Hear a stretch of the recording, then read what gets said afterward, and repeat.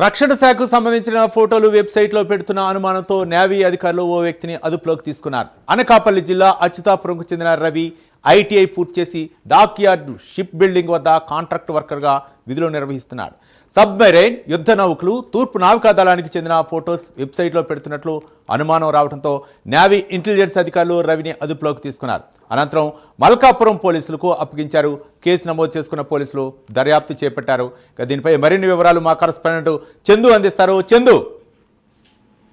Right Ravi, చూసుకుంటే ఏదైతే Indian నేవీకి సంబంధించినటువంటి ఏదైతే భద్రతకు సంబంధించినటువంటి ఏవైతే ఉన్నాయో ఆ భద్రతకు సంబంధించినటువంటి వాటిలో రవి అనేటటువంటి ఒక 30 ఏళ్ల యువకుడు అక్కడ ఉన్నటువంటి ఫొటోస్ కానీ లేదా వీడియోస్ కానీ కొన్ని సేకరించడం, అలాగే అవన్నీ కూడా వెబ్సైట్ లో కూడా పెడుతున్నటువంటి పరిస్థితి అయితే నేవికా దళానికి సంబంధించినటువంటి నిఘా వర్గాలన్నీ కూడా గుర్తించినటువంటి పరిస్థితి కనిపిస్తుంది.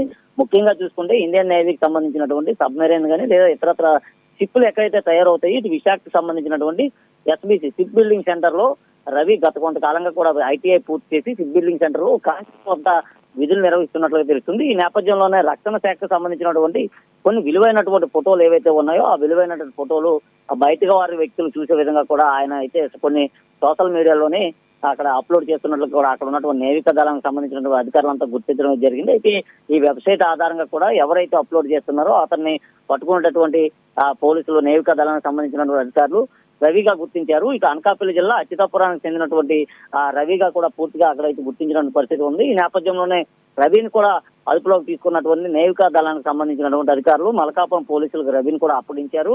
రవిని అప్పగించిన తర్వాత అసలు రవి ఏం చేశాడనే దానిపైన కూడా పూర్తిగా లిఖిత పూర్వకంగా మల్కాపురం పోలీస్ స్టేషన్ లో కూడా కేసు నమోదు చేసినట్లు తెలుస్తుంది.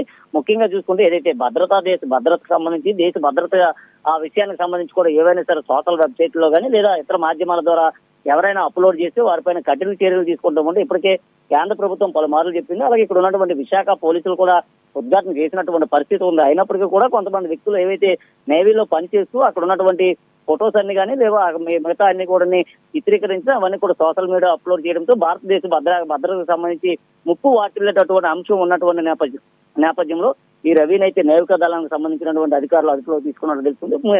తీసుకున్న తర్వాత కొద్దిసేపు ఆయన విచారించి అనంతరం మల్కాపురం పోలీసులు కూడా అప్పగించారు. అయితే రవి పైన అనుమానం రావడంతోనే అతన్ని పోలీసులు అయితే పట్టుకున్నట్టుగా తెలుస్తుంది. ఈ నేపథ్యంలో మల్కాపురం పోలీసులు కూడా కేసు అయితే దర్యాప్తు చేస్తున్నారు. ప్రస్తుతం అయితే రవికి సంబంధించి ఎఫ్ఐఆర్ కూడా నమోదు చేసినట్టుగా మల్కాపురం సిఐ గొలగాని అప్పారావు కూడా చెప్పిన పరిస్థితి కనిపిస్తుంది. ఈ నేపథ్యంలోనే మరింత దర్యాప్తు అయితే కొనసాగుతుంది. రవితో పాటు ఇంకెవరైనా ఉన్నారా, ఏ మాధ్యమాల్లో ఈ నేవికా దళానికి సంబంధించినటువంటి ఫోటోస్ అప్లోడ్ చేశారని దానిపైన కూడా దర్యాప్తు చేస్తున్నారు రవి.